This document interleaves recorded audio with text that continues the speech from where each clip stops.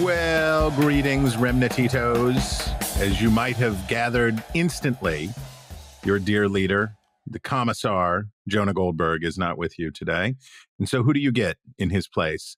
It is but I, a simple country pundit, Chris Stirewalt, happy to be with you. And this is the Remnant from the Dispatch and Dispatch Media. And sometimes, like an eclipse, stories align, the news aligns, and the things that I like to talk about, people are talking about. And one of the things that I like to talk about is how dumb demography makes America more divided, more upset, less willing to change, more siloed, more resentful. And we do a lot of it, right? In my work, I spend a lot of time with political demography, and I have watched how everything from the use of the word evangelical has corroded people's faiths and their understanding of all of that stuff, to how people have misidentified, mislabeled Hispanic voters to the detriment of both parties. It's a doozy. But the one, of course, that I feel the most attachment to has been the recent obsession. And when I say recent, I mean going back to, 2015, obsession with what those hillbillies are up to. What are the whites doing? What are those white people out in the country doing? And as somebody who grew up in Ohio County, West Virginia, off of the North Fork of Short Creek, and somebody who spent a dozen years reporting from Southern West Virginia, I got to watch with real dismay as the national media descended on Appalachia and the Rust Belt and different places and basically interrupted everybody's dinner to say, before you finish that, I want to know, was it more your racism or your economic despair that made you vote for Donald Trump? And it was, I call it Hillbillies in the Mist. It was not cool. And then there was a book that came out just this year. It's called White Rural Rage. And it's about as nuanced as the title would suggest. It's from a political scientist and a journalist, Paul Waldman and Tom Schaller. And it is an absolute hit of oxycodone to the neural center of sort of elite East Coast, West Coast people who believe that the problem in America is upset hillbillies. And I was lamenting this.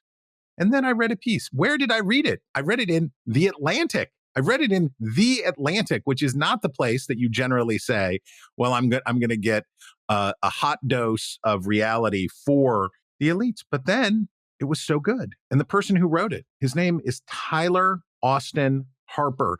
He is a contributor for The Atlantic, and he is also a professor at Bates College.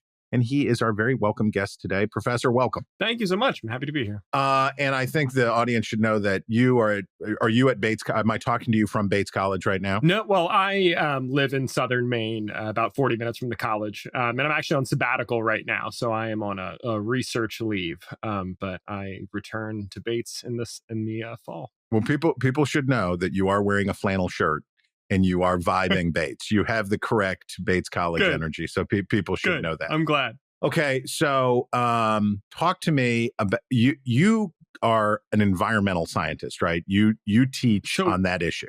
I teach in an environmental studies department that's interdisciplinary. My PhD is actually in literature. So I teach environmental literature and film, basically. So novels and films about the environment. But I, work with scientists and social scientists. I will submit that very few people with English degrees from Haverford and masters and PhDs in literature from NYU are not these are not the people who typically I would say, this guy's going to really have his finger on the pulse of what rural America is up to. Thank you. Tell me your story. How did you get to be you? So I grew up in South Central Pennsylvania in a town called Mechanicsburg, which is about 20 minutes from the state capital of Harrisburg. Which when I was growing up was a little more rural. It's suburbanized more and more every year, and more, farmland and everything else is disappearing in many parts of America. But my family on my mother's side is from Matthias, West Virginia, in Hardy County. What? Yeah. So. Oh, okay, right on. Yeah, so I have, Appalachians on one side of my family. On the other side, some folks are from Huntington County, Pennsylvania, which is also very rural. And I grew up hunting and fishing. I still fish very seriously, and so my family is from rural places. I've spent a lot of time in rural places. I also come from a place, like I said, Mechanicsburg has become more suburban, but was really hit very hard by the opioid crisis. I graduated high school in 2010, which is really when the opioid epidemic started peaking.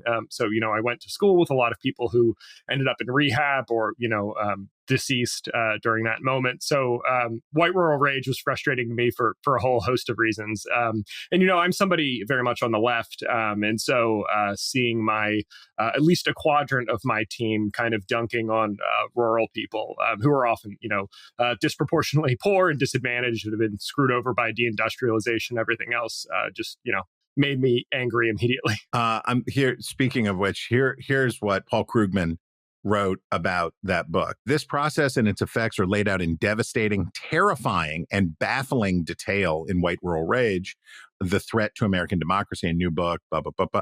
I say devastating because the hardship of rural Americans is real, terrifying because the political backlash to this hardship poses a clear and present danger to our democracy, and baffling because at some level, I still don't get the politics. It reminded me of Thomas Frank wrote a book in 2004, and it was called What's the Matter with Kansas? And the argument there was, why don't poor people vote for policies that would help them? They're being tricked by culture wars to vote for things that vote for people who are really against their interests. And just taken as a piece of political argumentation, saying to people, you dummies, why don't you vote the right way? And you're being fooled, and the things that you believe are false. One of my other core beliefs is Barack Obama was talking about places like your hometown when he was asked. He was at a fundraiser in Marin County in 2008, and it was treated as this big gotcha moment because he was asked why people are supporting Hillary Clinton and not him. And he said, look, the jobs go away, things get bad, and he used the phrase cling to their guns and to their religion. Obama wasn't attacking those people. He wasn't saying hate those people. He was saying take it easy on these people. Give these people a break. They've been through a lot. So the Krugman piece really crystallized to me that kind of thinking, which we've been living with now for quite a long time, is still very much alive and well. Yeah, I think that's completely true. And I think that was the point Obama was making, right? That these are people. One of my frustrations, I think, is that I am absolutely not saying, and I talked to a lot of experts for when I was writing that Atlantic piece, and I don't think any of them are saying trying to give anyone a free pass, right? Like portray rural Americans as this halcyon Arcadian space or whatever. Like rural people in rural places have problems like any other demographic, But this book struck me as just being entirely incurious about why some of the problems that they were pointing to, and in some cases erroneously pointing to, but nonetheless, how that might arise. They pay lip service to, they talk about deindustrialization briefly and the opioid crisis briefly. But then they go on to, basically blame character deficits for, the reasons that, rural America has problems. And they're just so racist, they won't vote for the folks that are going to help them out, the Democrats and the progressives and so on, like I said, I think, there's just little curiosity often about we can dispute to what extent these attitudes exist, but say these problematic attitudes exist.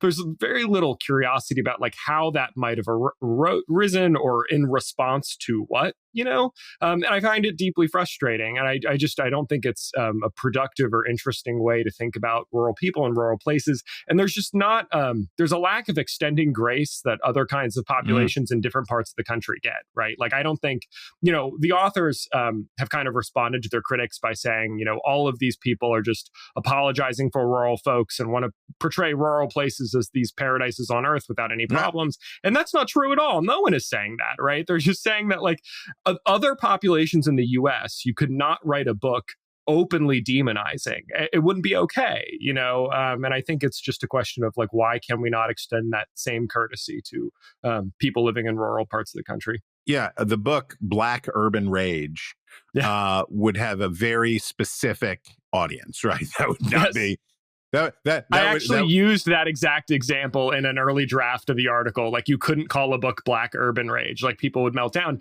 And if you did, you certainly, a mainstream press, if a book like that was written, it would be written by an expert in Black politics, and it would have been fact checked to death, right? And like, well this these one were was not not. experts in.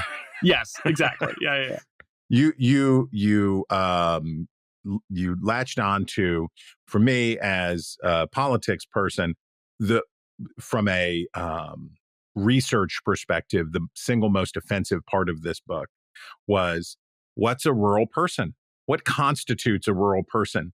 And Schaller and Waldman decide that that's probably going to be limiting, right? So this looks very much like a reverse engineered book. They had an outcome that they wanted to get to, and then they go backward and find statistics that support it. And sometimes rural is a census designation for rural. Sometimes it's really small town people that they're talking about. Sometimes it's this, sometimes it's that. You write the following: it would be like undertaking a book-length study demonizing Irish people, refusing to define what you mean by Irish, and then drawing on studies of native Irish in Ireland, non-Irish immigrants to Ireland, Irish Americans, and people who took a 23andMe DNA test that showed Irish ancestry, and Bostonians who got drunk on St. Patrick's Day to build your argument about the singular danger of the Irish. It's preposterous. The research here is poor, very poor. Yeah, absolutely. And I think that's one of the huge problems with the book. You know, like, there would have been a defensible version of this book where they might say, like, look, researchers use a lot of different ways to categorize rural. We think that doesn't quite capture rurality as a phenomenon for various reasons, right? Like, rural might be a cultural phenomenon that's not just about a geographic region, and for that reason, we want to think about rural in this more expansive sense that might include small towns or deindustrialized small cities or whatever. You can make a case like that, right? But they don't make that case. Instead, they just, as you point out, just cherry pick different studies, all of which are using different definitions of rural, which, you know, means they're using radically different populations and treating them as the same. A really important distinction in the research that I get into in my article is the distinction between objective rural residence and subjective rural identity. In other words, being in a place that is geographically coded as rural according to the US Census or various metrics that political scientists use, or identifying as rural, whether or not you necessarily live in a rural place. And one thing research shows is a ton of people who identify themselves as rural or who think they live in a rural place do not, right? And there are a lot of reasons for that. They might be in a place like Mechanicsburg, where I grew up, that used to be more rural, then became suburban. But their memories of it, their like associations with it, are of as a rural place. They might be someone like me who has family from very rural places, and so they have these connections and think of themselves as rural. They might be people that hunt and fish or that are evangelical, and they have these cultural affiliations that are coded as more rural, but they might live in suburban or even urban areas. I mean, there are people in New York City that identify as rural for a host of reasons, right? And so, and those are often people who like move from places like Kentucky or Tennessee. They move to the big city, but they still ID as rural. So when you use these studies that are moving back and forth between, you know, you're citing one study that is using rural identification, you're using another study that's using geographic rurality, you are mixing and matching populations wildly, right? And you're losing all of your whatever insight you could possibly get if you had just picked a definition, you know?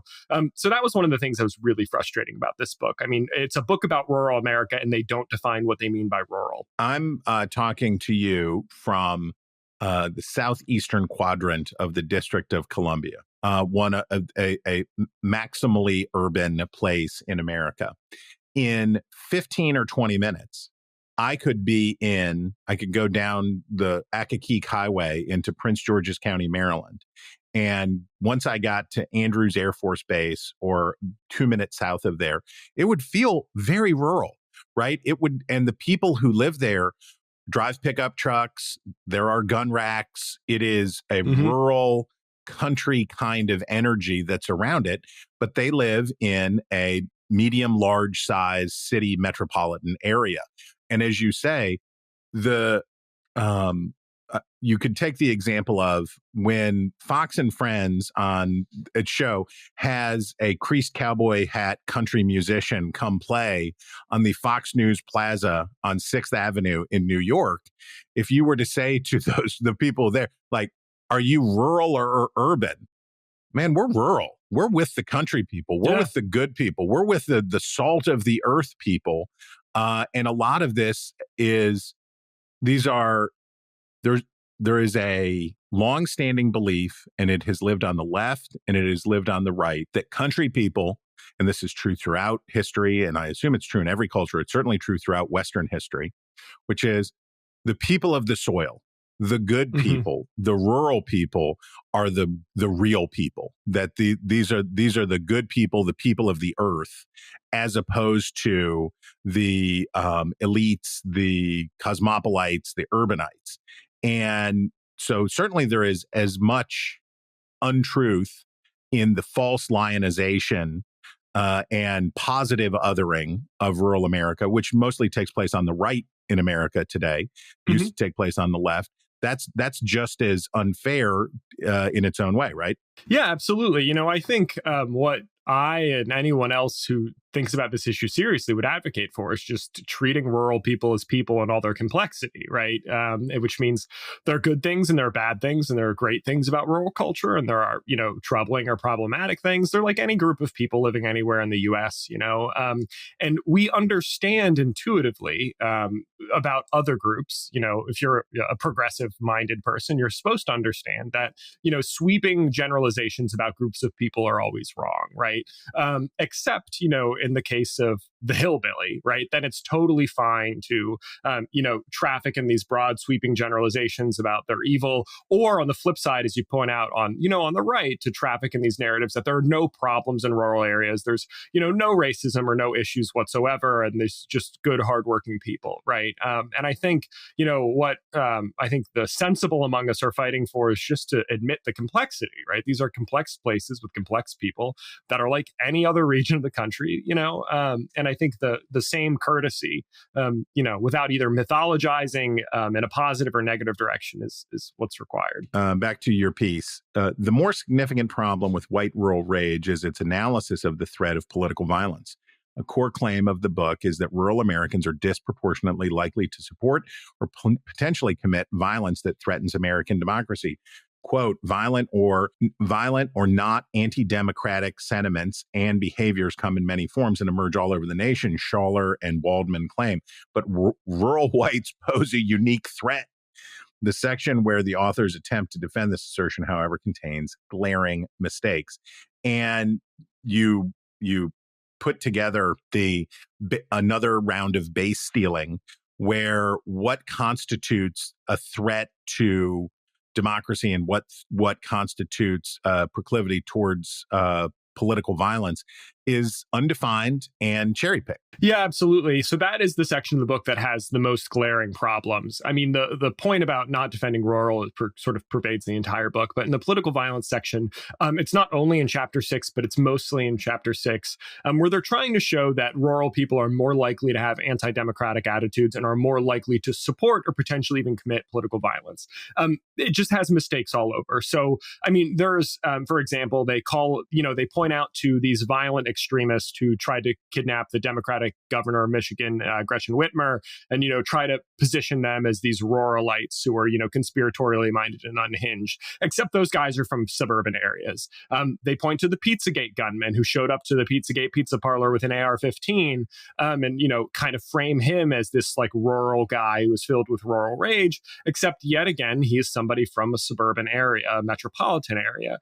So they're constantly taking these real examples of actual issues, but that are coming from suburban or metropolitan areas and framing them as like, oh, this is rural. But on top of that, the studies they cite frequently point to the exact opposite conclusion, which to my mind is the most egregious problem with this book, right? So there are two different kinds of errors they make. One, in a couple of different places, they say, here's this study. They cite a study allegedly about rural sheriffs that are anti-democratic, et cetera. Or they cite a study about, showing that rural people are more likely to support, violence over democratic deliberation. Except if you read the studies, and I read almost every study in this book that they cite, if you read the studies, neither of those studies are about rural sheriffs, and they're not about violence or democratic deliberation. So in other words, they say a study supports their conclusions. That study isn't even about the topic that they're trying to address. It's about a totally different topic.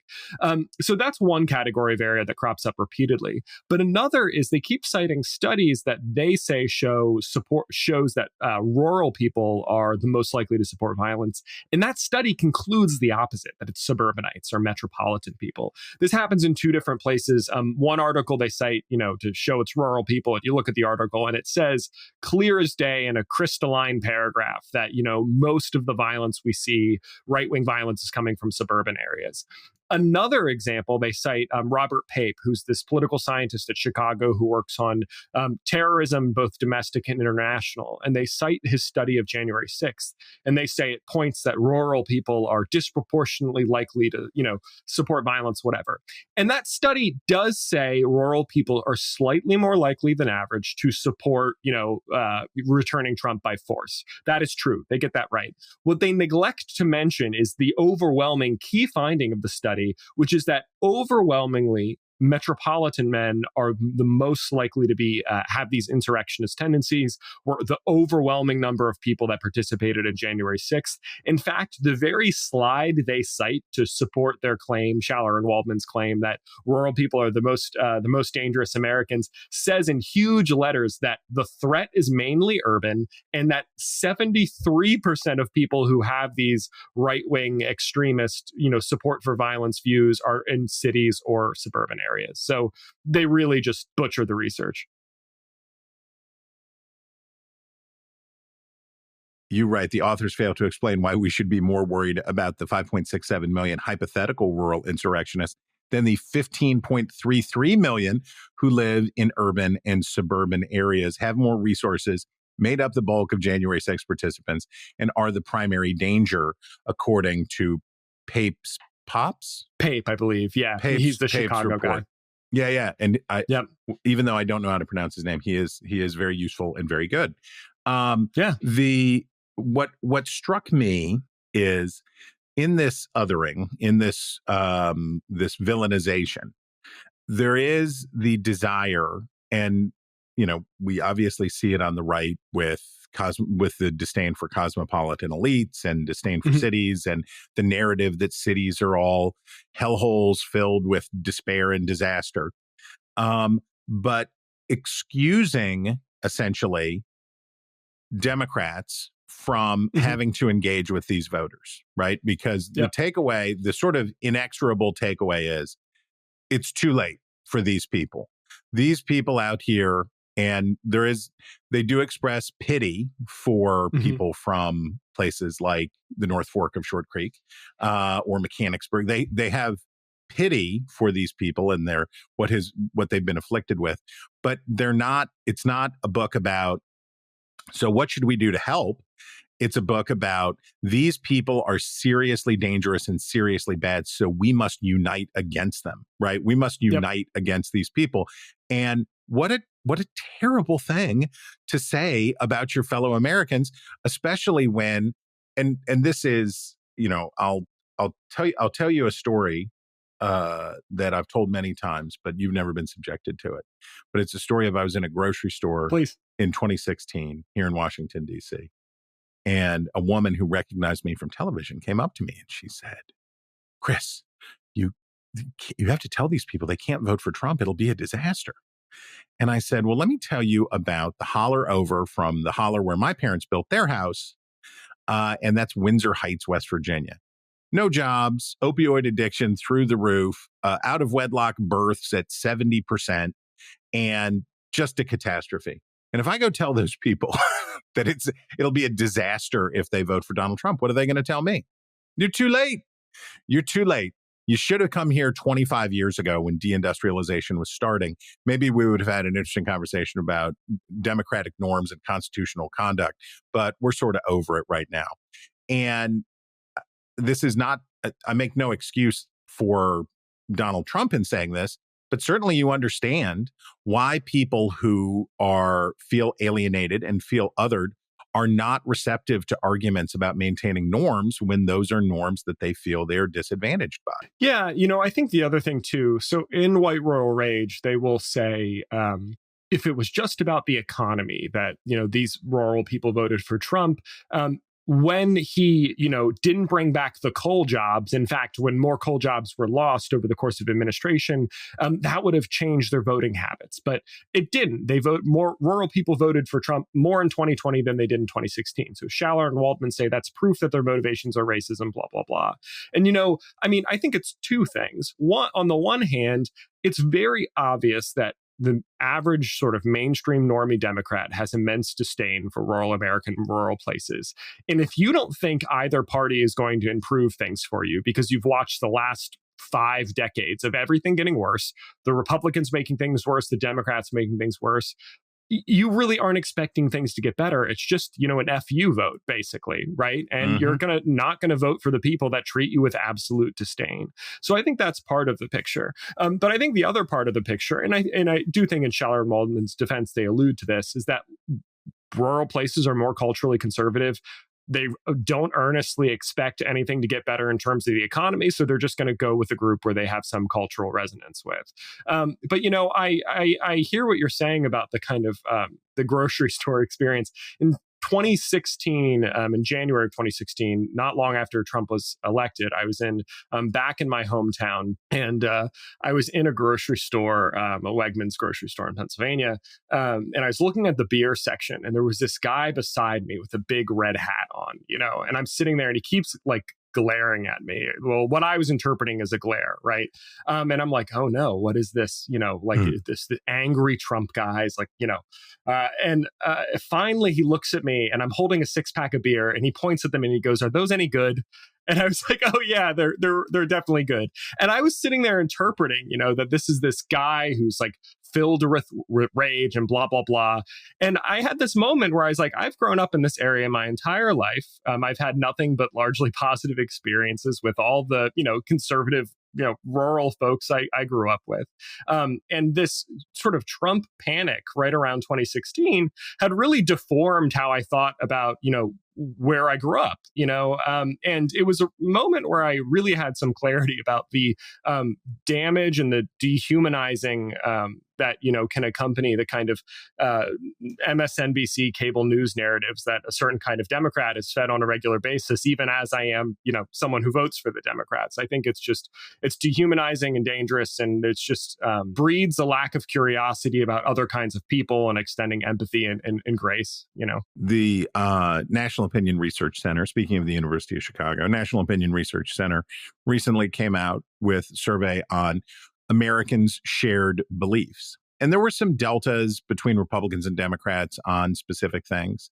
But on basically the core tenets of the American creed, on the Bill of Rights, on the core issues, the numbers were astonishing, right? 90%, 89%, huge super majorities of Americans shared their point of view about the importance of free speech, about the importance of individual rights, about the importance of these things, these creedal ideas about America.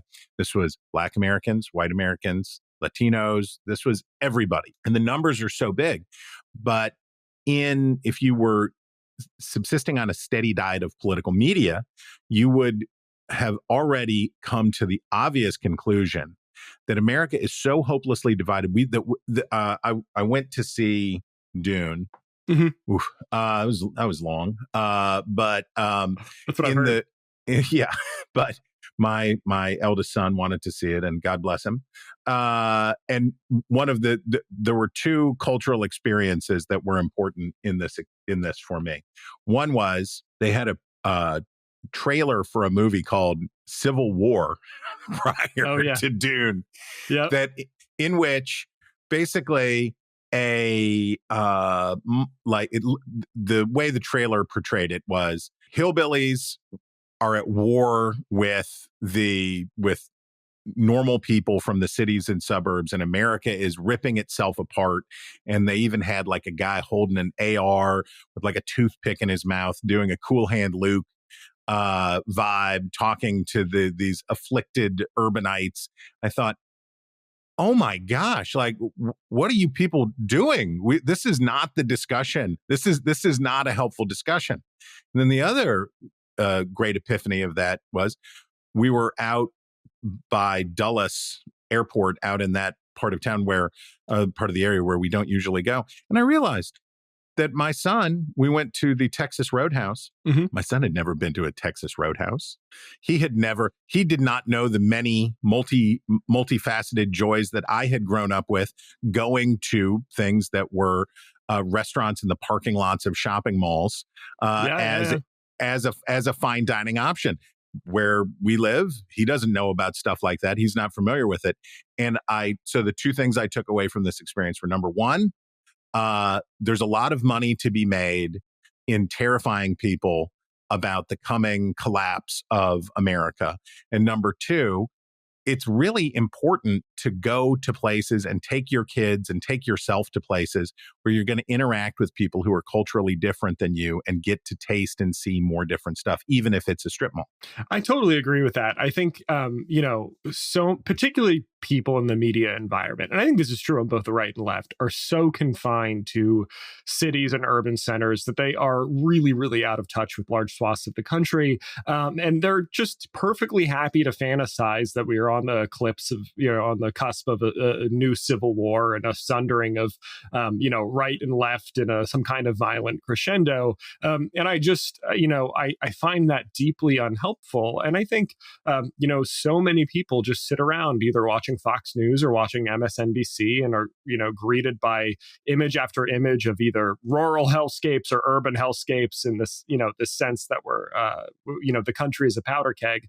And, that's just, as an academic, I travel all over for, conferences and whatnot, including plenty of rural places and all over the South. And, I think most places I've been, whether it's, Detroit or Kentucky, people are more or less pretty similar. They're generally nice and kind and are enjoyable folks to have a beer with, and that doesn't mean that there aren't cultural differences and, distinctions between different kinds of places. That's absolutely true. But I think your point about most people being, pretty fundamentally decent and agreeing on the big picture of what's important in American society, I think that's the rule rather than the exception. And I think the media is very good at focusing on the exceptions, and convincing us all that, that A24 movie Civil War is a prophecy rather than a bit of entertainment. All right, now I'm going to get weird for a second, and you can feel free to not come with me, but please. I have a belief, which is, and I wrote a book about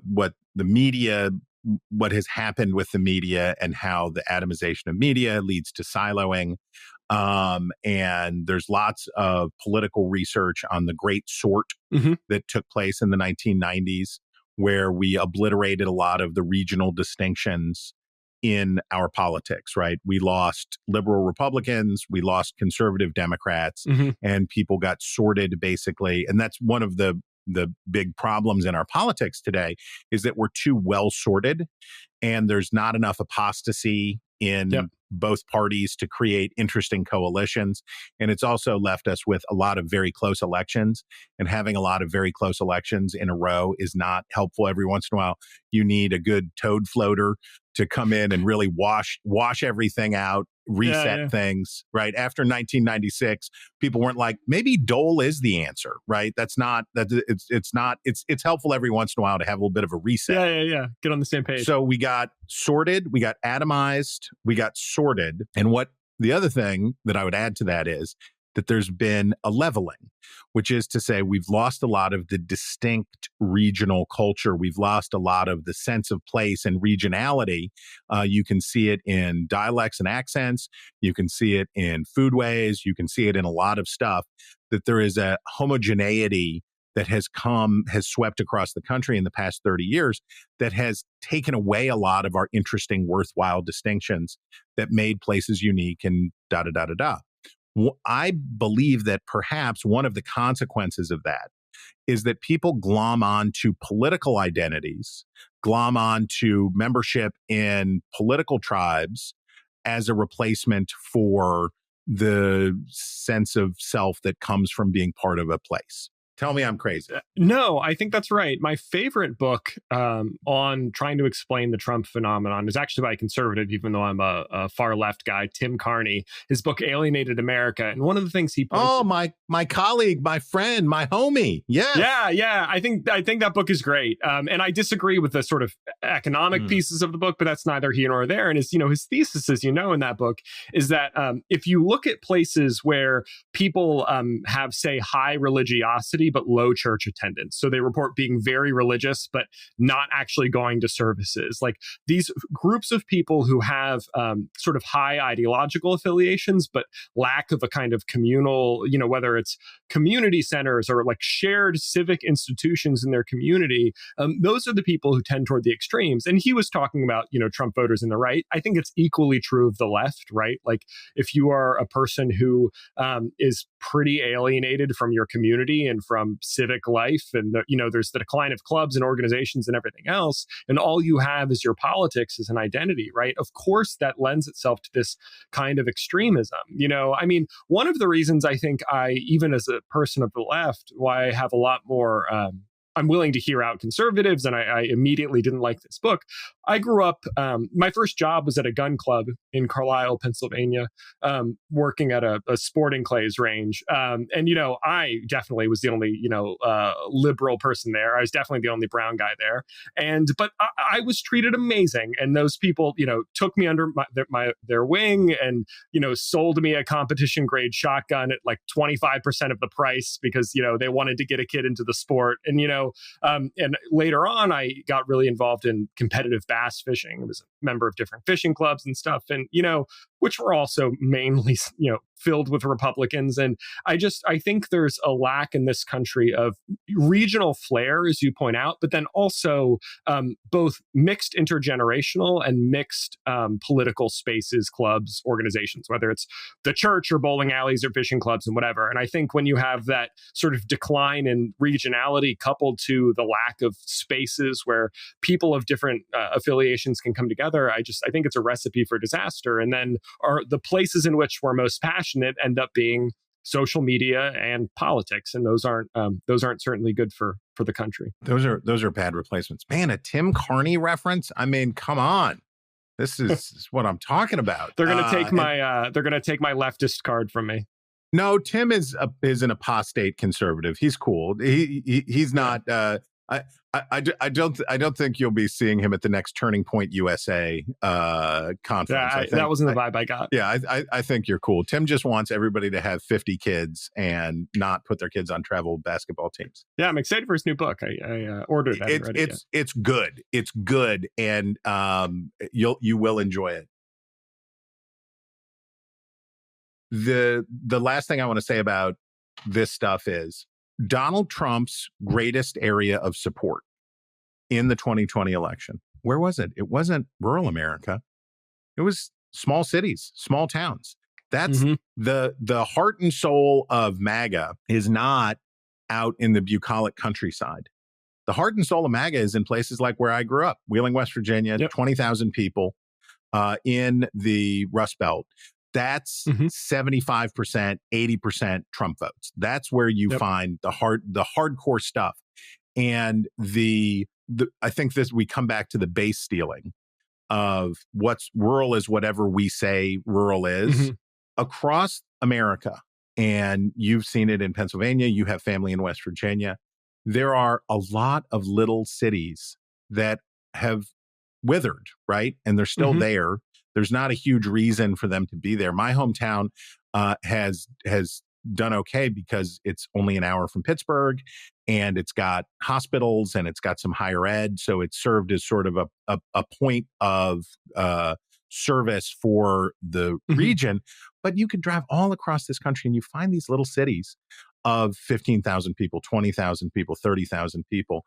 And it's been rough, right? Because there aren't enough people to provide good services. There isn't a tax base and a population base to provide good services. You don't feel like you're part of city life. You're not part of city life, and you're isolated. And I think that feeling of resentful isolation is a powerful driver of this stuff.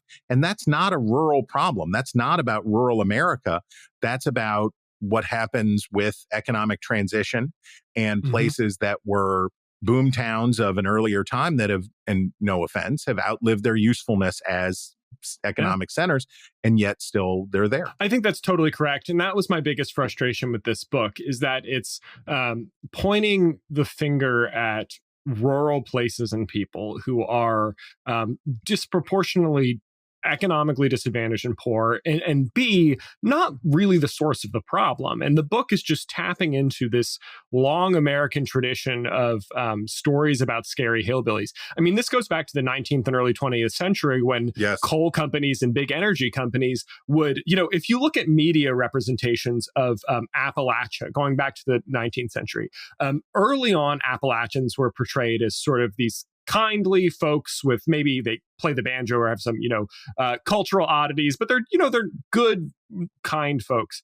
And then once, the extraction economy kicks off and sort of big coal and everything else moves in, then these media narratives begin to portray those people as dangerous and violent, etc. Why is that? Well, because it was to the advantage of coal companies who wanted to legitimate the idea that, well, we can blow the tops off mountains because these people are trash and, you shouldn't care about them anyway, essentially. And, that moves through the mid 20th century with Deliverance and everything else. And White Rural Rage is just the latest installment of, hearing banjo sounds and conjuring up, fears of the hill people, when the problem is not, the people in West Virginia. It's Tom Schaller and, their neighbors, right? Other suburbanites and other people in small cities. It's not Llano, Texas, or these places in the middle of nowhere. I have an alternate theory about the hillbillies in the mist phenomenon.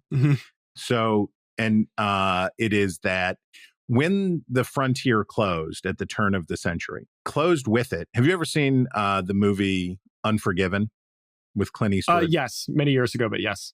So it's a fabulous movie, and there's a character in it who is an East Coast writer who is out to tell the story of English Bob, and then he decides that he really wants to tell the story of Little Bill, the heroic sheriff. And those books were called Penny Dreadfuls, right? And they were new printing technology had made it possible to crank out these, and rising literacy rates in urban centers had created this huge market for crap, right? For romanticized. And so the stories of the West were the most popular. After the frontier closed, where would you go to tell stories of wild and woolly and murderous and sexually libidinous life? Well, Appalachia was a real good one, was a real good place to go. And if you'll let me obsess, please. The story of the Hatfields and the McCoys, right? You could tell that story as Two Noble Houses of Verona. You could tell the story. It's a very human story, right? You have two groups of people, and they are they're tightly confined by space, fighting over limited resources, and they get into it with each other. But if you were to read the Penny Dreadfuls, what's the story? Incestuous hillbillies fighting over a pig. And you get my favorite, of course, the Bugs Bunny Hillbilly Hair cartoon. So this version of the violent, sexually unmoored rustic is a very appealing thing. There was a we'll call it appsploitation movie that was made in the drive-in era, and it's called Common Law Cabin. And the tagline was dirt floors and steam heat. The idea of the backwoods, that part of America as a wild, libidinous, crazy, dangerous space. I mean, I watched every episode of the TV series Justified. Justified's great. It's a great series, and it's dabbling with a little of that, right? It's dabbling with a little of that, but ultimately shows people who live in that part of Kentucky as humane, decent, good people, not different from other people. but there is always a desire for where's the place, where are the people that we can look down on and where we can create a construct of, and they're beyond the law, they're outside of normal life, there are these other people. Yeah, and I think even when you try to tell a more complicated story about those parts of the country, the popular imagination just metabolizes it yet again as this narrative of scary hillbillies. I mean, I teach Deliverance every semester, and in Deliverance, you have the scary hillbillies at the beginning who menace the guys going down the river or whatever. But at the end of that movie, one of the final scenes is they come out of the river after having undergone this horrifying ordeal, and they're taken in by a sort of nice group of hillbillies who cook them dinner at this nice lodge, and everyone sits around the table family style. And then one of the suburbanites kind of starts crying, and that end of the movie is clearly unpacking that, sort of setting aside that myth that the suburbanites came in with, that these are scary hill folks. And you have this actually, if not quite a heartwarming ending, because the film is still quite dark, at least this moment that ends on real humanity. And, the sheriffs that come to fish those guys out of the river, it's a black one and a white one, it just blows up this myth of these scary backwoods, racially homogenous, folks in Appalachia. But that's, of course, not how we remember Deliverance. We remember it as this, I hear banjos and the pig and everything else. Yeah. Poor Ned Beatty. Poor Ned Beatty. Yeah, poor Ned. Before I turn you loose, I want to ask you about one other piece that you wrote that was so good. And I didn't know I was going to get to talk to you when I read this piece and shared it widely. And the headline is Polyamory, the Ruling Class's Latest Fad. And you're twigging here off of another book. It's a book called More, a memoir of an open marriage by Molly Roden. Just give listeners just a little overview of this interesting, the Sam Bankman-Fried polycule. I think brought a lot of Americans into proximity of something that we hadn't thought much about before. What did you learn? Yeah, so there had been earlier this year a lot of coverage in glossy magazines. New York Magazine ran a whole issue on polyamory that was part a story and part how-to guide. This book More came out. There was a New Yorker piece on it. But More is by this woman Molly Roden Winter, and it's a narrative or a memoir about her open marriage. Reviews in the Washington Post and Financial Times and everywhere else tried to sell this book as a tale of sort of empowered girl boss feminism. And, she's exploring her sexuality and blah, blah, blah. And it's a tale of female empowerment. And I started reading the book, and the book is really actually quite tragic. I mean, it's really a 300-page cry for help where this woman is basically, I won't go as far as to say tricked, but in a certain sense, pretty close to tricked into opening her marriage by her husband. She meets this guy at a bar who wants to sleep with her, and she tells her husband finds out about it, and she doesn't want to sleep with him.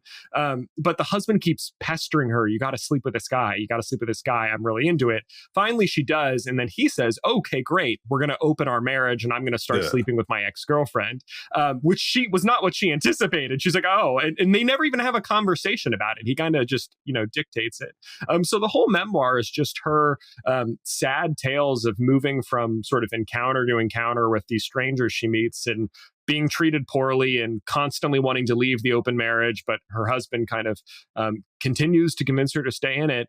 And to me, I read I was shocked reading it after reading the reviews, because it was very clear that this was a sad woman who was being emotionally manipulated, who was actually a cult survivor, which is one of the crazy details of this book. Her mom had indoctrinated her into a cult when she was a young person. So this is someone with a lot of baggage that was not only clearly taken advantage of by her husband, but by the publishing industry and all these outlets that were covering this book in glowing terms. But what was interesting to me about it was what I called therapeutic libertarianism. So there's this idea that we are all like our own little startups, and we need to focus on personal growth, and we're all on an inner spiritual journey, and we need to try new things because we're on this, we have to have a growth mindset, right? And it's this way of treating people like little corporations, and we have to grow, and our psychological fulfillment must always increase like the GDP.